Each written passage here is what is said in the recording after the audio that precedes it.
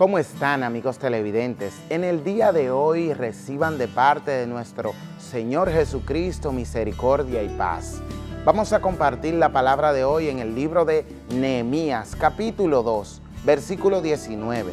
Expresa lo siguiente: pero cuando lo oyeron Sanballat, horonita, Tobías, el siervo amonita, y Gense, el árabe, hicieron escarnio de nosotros y nos despreciaron, diciendo: ¿qué es esto que hacéis vosotros?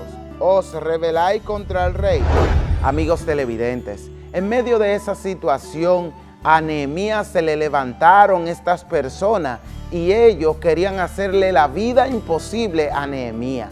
Pero quiero decirte que Nehemías estaba respaldado por el rey, que ese rey le dio todas las bendiciones y todas las cosas que Nehemías necesitaba para reconstruirle los muros a Jerusalén.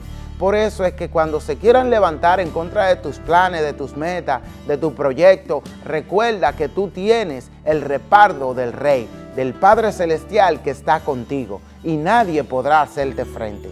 Si tú eres de los que no conoce al Señor, te animo para que también recibas esta palabra de bendición para ti, repitiendo conmigo esta oración que dice: Señor, en este día yo te reconozco como mi Salvador. Inscribe mi nombre en el libro de la vida. Borra todos mis pecados. Ayúdame a no levantarme en contra de mis hermanos.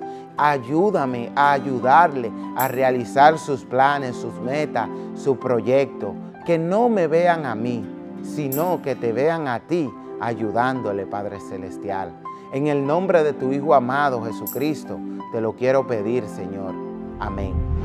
Si has hecho esta oración de fe, eres una persona que ya debe de comenzar a buscar de los caminos de Dios, yendo a una iglesia cristiana donde prediquen bien la palabra de Dios. Recuerda que Jesucristo viene pronto y que es necesario que nosotros sacudamos el polvo de nuestras Biblias y comenzamos a leerla para que Él cada día más nos siga ayudando en nuestros planes, metas y proyectos. Hasta la próxima entrega. Que el Padre Celestial te continúe bendiciendo grandemente a ti y a tu descendencia.